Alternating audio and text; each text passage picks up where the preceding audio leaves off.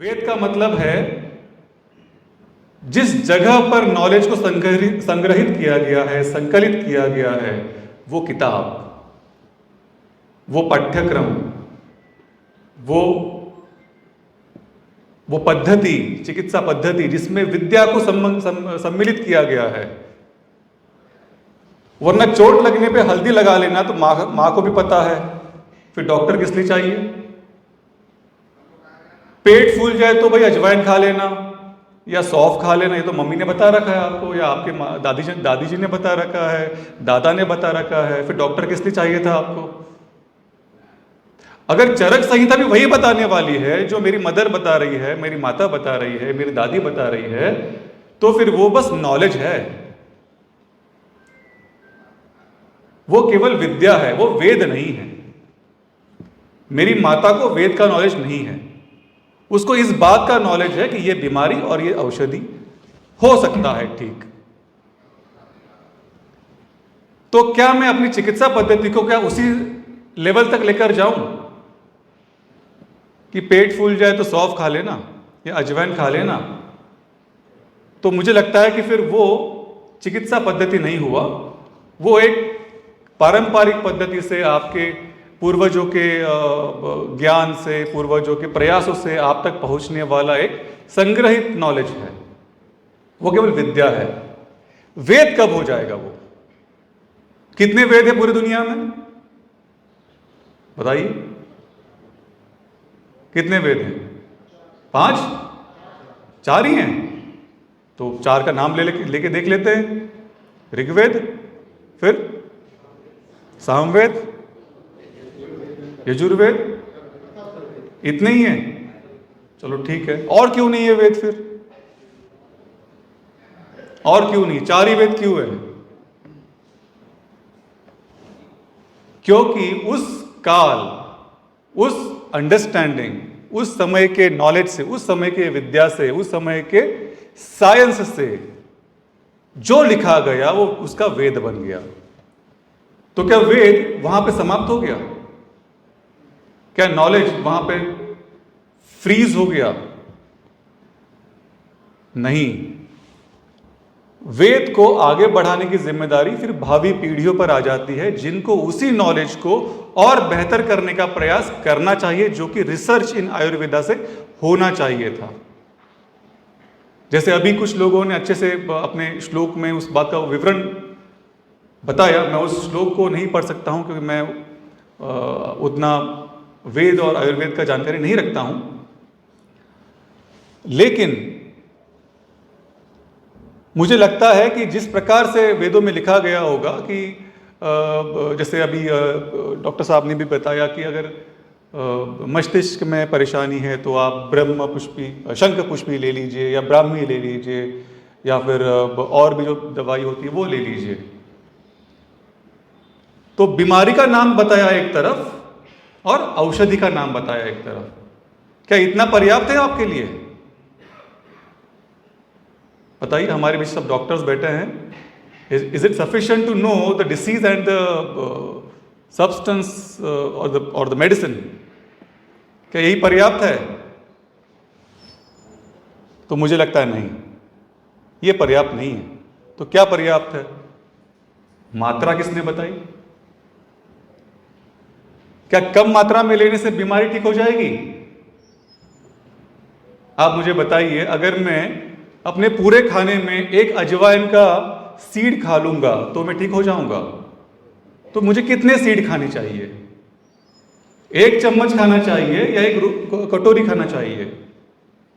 या अगर मैं रोटी का एक बीज खा लूं और पूरा बर्तन भर के अजवाइन खा लूंगा तो क्या मैं ठीक हो जाऊंगा?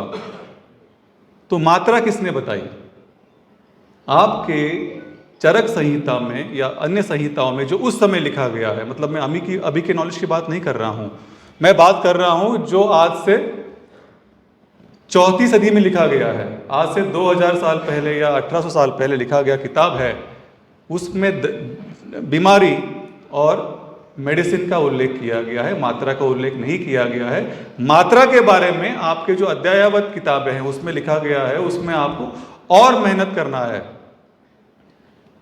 तो कितनी मात्रा लेने से आप ठीक हो जाओगे? मैं इसलिए बताना चाह रहा हूँ कि मैंने जो अभी आपका सामने एक बात आई थी इसमें कि लीड एंड मिसलीड वाली बात आई थी।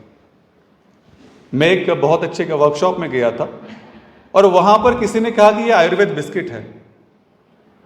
किसी ने कहा कि ये आयुर्वेद बिस्किट है और इसकी कीमत 500 रुपये है और 500 रुपये में 10 बिस्किट आएंगे। मैंने कहा ठीक है भाई, एक बार खोल के देख लेते हैं। अंदर क्या था? वही मैदे वाला बिस्किट। और उसमें औषधि क्या थी?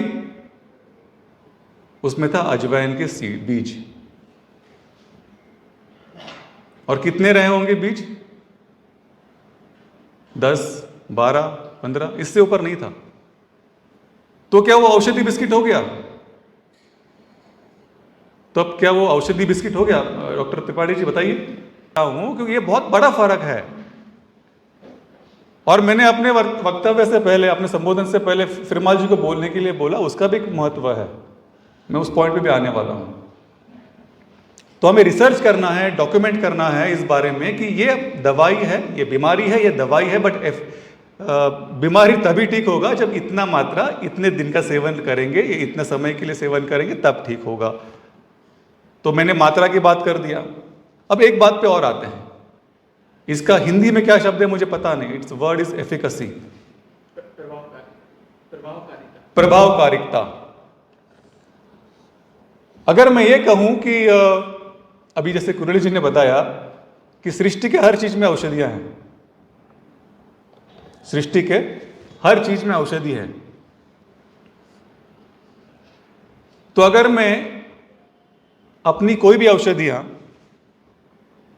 जैसे मान लीजिए मेरा मस्तिष्क जो है वो ठीक नहीं है और मुझे अपनी याददाश्त को और बेहतर करना है, तो शंख पुष्पी लेना है, ऐसा अभी आपने बताया, तो मैं अपने प्रतिदिन में 1 गिलास में 1 बूंद ऐड करता हूँ शंख पुष्पी का, और मुझे लगता है कि इससे फ़र्क नहीं पड़ा। फिर अगले दिन में 1 और बूंद ऐड करता हूँ तो 2 बूंदें हो गई, फिर 3 बूंदें हो गई, फिर 4 बूंदें हो गई। ऐसे करते करते 10-12 बूंदें हो जाती हैं, तब भी असर नहीं पड़ता है। इसका मतलब क्या है? इसका मतलब है कि उस दवाई का मेरे शरीर पर प्रभावकारिता का मात्रा अलग होगा, है ना? मतलब दवाई को बढ़ाते जाएंगे तो कॉन्सेंट्रेशन बढ़ता जाएगा। अब मेरे लिए कितना आवश्यक है वो डॉक्टर साहब बताएंगे, वो तो मैं नहीं समझ पाऊंगा। तो वो व्हाट्सएप वाला मैसेज पढ़कर आपको मात्रा नहीं पता चलेगी, आपको दवाई पता चलेगी, बीमारी पता चलेगी, और जो हर जगह से सताया होता है उसको आप कुछ भी पिला दोगे वो आपसे ले ही लेगा। तो वो व्हाट्सएप वाला जो बीमारी ठीक कर रहे हैं वो इसलिए कर रहे हैं क्योंकि वो हर जगह सताए हुए हैं, वो हर जगह से परेशान है कि मैं ठीक ही नहीं हो पा रहा हूँ, मेरा घुटने का दर्द ठीक ही नहीं हो रहा है। तो वो दवा आप जो बताओगे आप वो ले लेता है। तो मात्रा के बाद हम बात करते हैं एफिकेसी की। अब मुझे बताइए कि हर विज्ञान में मात्रा बढ़ने से ही कॉन्सेंट्रेशन बढ़ता है। डज द कॉन्सेंट्रेशन और the efficacy of medicine increase with the amount of the medicine? नहीं। इसका मतलब आयुर्वेद में मात्रा बढ़ाओगे तो कॉन्सेंट्रेशन बढ़ेगा, होम्योपैथी में उल्टा है, मात्रा घटेगी तब प्रभावकारिता बढ़ेगी। इसका क्या मतलब हुआ भाई? हमने तो कहीं पढ़ा नहीं। नमक को और ऐड करोगे तो खट्टा मतलब नमकीन बनेगा, चीनी और ऐड करोगे तो और मीठा बनेगा। ये क्या मतलब हुआ? चीनी कम डालोगे तो और मीठा बनेगा? ये मोटा मोटा बोल रहा हूँ, इसका मतलब ऐसा नहीं कि होम्योपैथी में लिखा है कि चीनी कम डालोगे तो और मीठा बनेगा। ये समझाने वाला विषय है, इसलिए मैं ऐसे बोल रहा हूँ। इसका मतलब है कि प्रभावकारिता को समझने के लिए भी हमें और मेहनत करना है। हो सकता है आयुर्वेद में भी ऐसे कई सारे घटक होंगे जिसका कॉन्सेंट्रेशन बढ़ाते के बाद में एफिकेसी कम होता होगा और मात्रा कम करने पे वो एफिकेसी और बढ़ता होगा। तो इसके बारे में किधर रिसर्च किया है हमने? नहीं किया है। इसके बारे में हमारा डॉक्यूमेंटेशन किधर है? नहीं है। So we have to work on all this. ये बातें बहुत ज़रूरी है, ये हमारे को हमें इस बारे में और मेहनत करना है। मुझे लगता है कि 10वां जो आयुर्वेद दिवस होगा, हमें इस बात पर जोर करना है कि जब अगला हम 11वां या 12वां आयुर्वेद दिवस हम मनाएं, उस तिथि तक हमारे पास में कोई ऐसा रिसर्च आ जाए, डॉक्यूमेंटेशन आ जाए जिसमें हम कम से कम एक बीमारी के बारे में, या 2 बीमारी के बारे में, 1 या 2 ही बीमारी के बारे में हमें विचार करना चाहिए कि हम इसके बारे में आयुर्वेद ग्रंथ में क्या लिखा है, चरक संहिता में क्या लिखा है और उसका आज का साइंटिफिक एविडेंस क्या है, आज उसमें क्या आगे हम जा चुके हैं उस बीमारी के इलाज में, उसके अंडरस्टैंडिंग के बारे में। क्या केवल विद्या तक ही है हम? क्या हम आज भी वही बात बोलने वाले जो मेरी माता जी ने बोली थी, मेरी नानी जी ने बोली थी, मेरे दादाजी ने बोली थी कि नहीं भैया ये बीमारी है तो भाई ये खा लो? मात्रा के बारे में आज कोई नहीं बोलेगा। क्या एफिकेसी के बारे में कोई नहीं बोलेगा? क्या उसका मात्रा बढ़ाने से एफिकेसी बढ़ती है, ये कौन बताएगा? मात्रा घटाने पे एफिकेसी घटती है, उसमें क्या परिवर्तन आता है, ये कौन बताएगा? तो ये जब तक ये बात नहीं होगी, जब तुम अवेयर नहीं होंगे, जब तुम जागरूक नहीं होंगे, अभाव जागरूकता का है। लोग जानते हैं सब कुछ, साइंस नहीं जानते, बस उसके पीछे का विज्ञान नहीं जानते। तो हमें जनता में जागरूकता फैलाने के लिए प्रयास करना चाहिए। मुझे लगता है अभी और बहुत मेहनत करने की ज़रूरत है।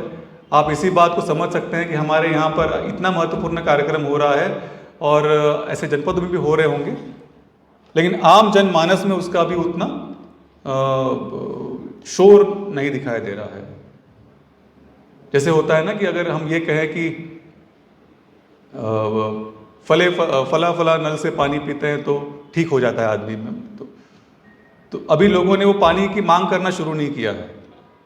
इसका मतलब है कि अभी वो पता ही नहीं कौन सा पानी पीना है, कैसा पानी पीना है। अच्छा, एक और कहानी से मैं शुरू करता हूँ। मैं ये बात शुरू में बोलना चाहिए था, बट मैं यहाँ से शुरू करता हूँ। उसमें कोई परहेज नहीं है बोलने में। इसमें I am only coming to a point कि विज्ञान अभी ग्रो होना चाहिए और इसमें और मेहनत होनी चाहिए, रिसर्च होना चाहिए, डॉक्यूमेंटेशन होना चाहिए। उदाहरण दूंगा लंदन का, इंग्लैंड का। इंग्लैंड में एक बीमारी फैली, कॉलरा था शायद, या टाइफॉइड था, नाम मुझे भी उतना याद नहीं है, बहुत सालों पहले इस बारे में मैंने पढ़ा था। तो या तो टाइफॉइड फैला था या कॉलरा फैला था। और उस समय ये बात उस समय के टेक्नोलॉजी के हिसाब से फैल गई कि हवा से फैलता है। फिर हवा पे रिसर्च हुआ, बीमारी को रोकने के लिए लोगों ने अपने घर बंद करना शुरू कर दिया, फिर बाहर निकलना बंद कर दिया, फिर भी बीमारी नहीं रुकी। फिर पता चला कि फला फला गांव में, फला फला जिले में पानी पीने वाले लोगों में फैल रहा है। फिर ये हुआ कि नहीं, पानी से फैलता है। फिर ये बात हुई, ये पानी खराब कैसे हो रहा है, दूषित क्यों हो रहा है। फिर पता चला कि उसके आसपास में गंदा नाला वाला कुछ रहा होगा, उसके आसपास में कोई एक गलत सीवर वगैरह कुछ रहा होगा। तो ये हुआ कि फिर सीवर को ठीक करने के लिए एक सीवेज सिस्टम होना चाहिए। अच्छा, इस प्लानिंग के बीच में बीमारी फैल ही रही थी। फिर सीवेज सिस्टम बनाया गया। दुनिया का सबसे बढ़िया सीवेज सिस्टम, अंडरग्राउंड टनल, आज लंदन में जो बना हुआ है या इंग्लैंड में जो बना हुआ है, वो इस बीमारी के चलते बनाया गया सीवर सिस्टम है, जो कि आज सबसे बढ़िया सीवर सिस्टम माना जाता है और बना 100 साल पहले है। उसमें आज भी कोई परिवर्तन नहीं किया गया है। वो सेल्फ क्लीनिंग है। उसमें सेल्फ क्लीनिंग का मतलब होता है कि आप जितना सीवर डालोगे उतना और बेहतर क्लीन होता जाता है आगे। तो साफ करने के लिए किसी को उस सीवर में उतरने की ज़रूरत नहीं है। सेल्फ क्लीनिंग मैकेनिज्म से बनाया गया सीवर सिस्टम है। अच्छा, सीवर सिस्टम बन गया, बट किस लिए बनाया था डॉक्टर त्रिपाठी? हाँ, बीमारी के लिए। बीमारी रुकी क्या? नहीं रुकी। क्यों नहीं रुकी बीमारी? फिर उस नल, उस हैंडपंप के पास चला गया, जिस कुएं के पास चला गए लोग कि क्या प्रॉब्लम है इस गांव में, इस शहर में, ये कुआं या हैंडपंप है, यहाँ से क्यों बीमारी फैल रही है, इसी पानी से क्यों फैल रही है। तब उसके बाद पता चला कि उसके अंदर जो माइक्रो ऑर्गेनिजम्स फैलाने वाला जो भी उसका सोर्स था, उस पानी के अंदर उस सोर्स पनप रहा था। हमने सीवर सिस्टम बना दिया, बट सोर्स को रिमूव नहीं किया था। दुनिया की सर्वोत्तम सिस्टम बना ली, बीमारी रुकी नहीं। क्यों नहीं रुकी? क्योंकि बीमारी के कारणों के ऊपर इस प्रकार से चर्चा हुई, जैसे कि कभी हवा से फैलता है, कभी पानी से फैलता है, सीवर सिस्टम से फैलता है, सीवर सिस्टम बना दो सब ठीक हो जाएगा। लेकिन अध्ययन नहीं हुआ किस कारण फैलता है, अध्ययन नहीं हुआ कि क्या उसका पीछे का साइंस क्या है। तो ये अध्ययन शब्द जो मैं बार बार बोल रहा हूं, साइंस शब्द बार बार बोल रहा हूं, इसके बिना लिया गया हर दवाई, हर पदार्थ विष है, चाहे वो कितना भी नैसर्गिक क्यों ना हो। अगर मैं आपसे ये कहूं कि भैया ये कोबरा का, स्नेक का ये विष है, ये वेनम है, आप ले लीजिए 1 चम्मच, आप ठीक हो जाओगे, तो आप ले लोगे? नहीं लोगे। बट सांप के काटने के बाद जब वही दोगे तो वो काम करता है ना? इसमें अंतर है। बिना जहर, सांप काटे अगर विष ले लोगे तो बीमार हो जाओगे, सांप काटने के बाद विष लोगे तो ठीक हो जाओगे। अरे कुछ तो प्रॉब्लम है, मतलब साइंस में कुछ तो प्रॉब्लम हो रहा है। इसका मतलब हमारे शरीर में जो इसको समझ रहा है कि भैया आज नहीं लेना है विष, दिस इज नॉट अमृत। जो सांप के शरीर में रखा हुआ जो ये द्रव्य है, ये अमृत नहीं है। हाँ, अगर शरीर में टॉक्सिन बढ़ गया है तब वो लेना ठीक है, पर्याप्त है, आवश्यक है, ये शरीर समझ रहा है। बस शरीर के ऊपर जिसका मस्तिष्क चलता है, जो होशियार बंदा है, ह्यूमन बींग्स है, इसको नहीं समझ में आ रहा है कि भैया ऐसा नहीं है। हर चीज अगर सही प्रमाण में नहीं लिया जाए तो चाहे वो अमृत ही क्यों ना हो, वो कितना ही मीठा क्यों ना हो, वो जहर है। सो प्लीज, हमें पता है फला फला चीज अच्छी है, फला फला चीज प्रॉब्लमेटिक है, but with the knowledge of doctor, जो उसका वैद्य है, जो चिकित्सक है, उसके नॉलेज से अगर लेते हैं तभी वो चीज असरकारक है, प्रभावकारक है, अन्यथा वो विष समान है, वो दोष को कारक है। और मुझे लगता है ऐसे बहुत सारे कारकों के वजह से हमारा शरीर असल में, जैसे अभी मैं उस बारे में कभी इस बारे में बोला नहीं, बट इसमें बहुत अच्छे से विचार, रिसर्च होना चाहिए। आप लोगों ने इस बारे में कभी समझा होगा कि जब हाथ कट जाता है या किसी चोट में आपके में गहरी जख्म हो जाती है, घाव हो जाता है, हफ्ते भर बाद क्या हो जाता है उस घाव के यहाँ पे? हाँ, घाव भर जाता है। क्या वो घाव का दिखता है? घाव दिखता है? दिखता है, हल्का हल्का दिखता है। 10 साल बाद क्या होता है? वो भी हट जाता है। तो अगर मेरा लीवर खराब हो जाए तो why can't liver make it renew itself? अगर मेरा किडनी खराब हो जाए तो why can't kidney renew itself? अगर मुझे कार्डियक प्रॉब्लम हो जाए, वाई कांट मेरा हृदय उसको ठीक नहीं कर सकता क्या? आप बताइए doctor Tripathi, am I wrong? अगर मुझे घाव हो जाता है तो घाव ठीक हो जाता है, मेरा घाव भर जाता है, वहां पे अगर मेरी नस फट जाए तो नस ठीक हो जाती है, खून आना शुरू हो जाता है तो खून आना रुक जाता है। तो शरीर को इतना सब करना आता है तो फिर वो मेरा किडनी क्यों नहीं ठीक कर पाता? फिर वो मेरा कार्डियक बीमारी क्यों नहीं ठीक कर पाता? इसका कारण आपने घाव को भरने के लिए, अपने हृदय को ठीक करने के लिए जो आवश्यक व्यवस्था है वो आपने नहीं बनाने दिया, नहीं बनने दिया। आपको कहा था भाई जल्दी उठो, व्यायाम करो, आपने नहीं किया। आपने कहा था भाई ये मत खाना, ये खाते रहो, या आपने कहा था ये दवाई लेते रहना, आपने नहीं लिया। आपको जो करना चाहिए था वो नहीं किया, और जिसने किया उसने इतने कम प्रमाण में किया कि उससे कोई असर नहीं हुआ। तो व्यायाम रोज करना चाहिए। तो हमने व्यायाम कब किया? जब हम छोटे थे, स्कूल में थे। आज करना चाहिए क्या? हाँ, करना चाहिए था, आज नहीं किया। फिर कब शुरू किया? जब घुटनों में दर्द शुरू हुआ तब योग की याद आई। जब कार्डियक बीमारी हो गई तब अच्छा खाना शुरू किया, तब नमक बंद किया। जब चीनी का बंद किया? जब डायबिटीज हुआ। तो जब शरीर कह रहा था भाई मैं तुम्हारी डायबिटीज ठीक कर दूंगा, चीनी बंद करो, आपने नहीं किया। जब उसमें इरिवर्सिबल डैमेज हो गया तब आपने चीनी बंद कर दिया। अभी चीनी क्या बंद करो, या कड़वा जूस पियो, या नीम का पानी पियो, या रोटी एक के बदले आधी कर दो, या 2 टाइम के बदले 1 टाइम खाना खा लो, अब कोई फर्क नहीं पड़ने वाला, क्योंकि अभी इरिवर्सिबल डैमेज हो गया। जख्म भी तब तक भरेगा, घाव तब तक भरेगा जब तक रिवर्सिबल डैमेज का स्टेज है। मुझे लगता है कि ये इसलिए बताना भी जरूरी है क्योंकि अगर अभी आपको डायबिटीज से छुटकारा चाहिए तो आज चीनी बंद करिए, इरिवर्सिबल डैमेज होने के बाद नहीं। अगर आपको कार्डियक बीमारी से बचना है, आप सब में कार्डियक बीमारी है, मैं बोल देता हूँ, अभी मैं बोल देता हूँ, किसी में 10% है, किसी में 30%, किसी में 80% है। आप सब में डायबिटीज है, किसी में 10% है, किसी में 80% है, किसी में 100% है। आप सबकी किडनी खराब होने वाली है, चाहे वो आज होगी, 10 साल बाद होगी, 20 साल बाद होगी। आप सब मरने वाले हो। चलो किडनी खराब होगी, मैंने गलत बोल दिया। अब इसको कोई झुटला सकता है कि आप सब मरने वाले हो? एनीवन हू सेज मैं नहीं मरने वाला, आप सब मरने वाले हो। लेकिन स्वस्थ शरीर के साथ मरना है, बिना बीमारी के मरना है, लंबी आयु के साथ जीना है, तो ये सब करना है जो आज के दिवस का महत्व है।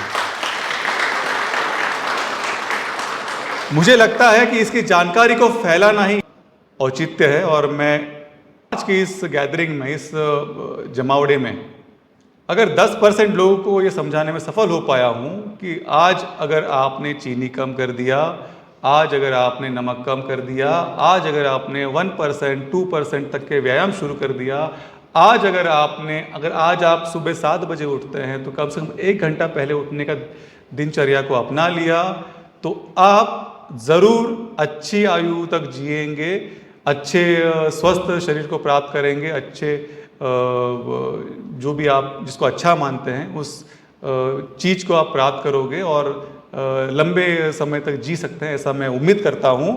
यहाँ पर मुझे बोलने का अवसर मिला, मैं उसके लिए धन्यवाद देना चाहूँगा। आप सभी को 10वें राष्ट्रीय आयुर्वेद दिवस के अवसर पर अनेकों शुभकामनाएं, बहुत बहुत शुभकामनाएं। सभी स्वस्थ रहें, सभी निरोगी रहें। Thank you.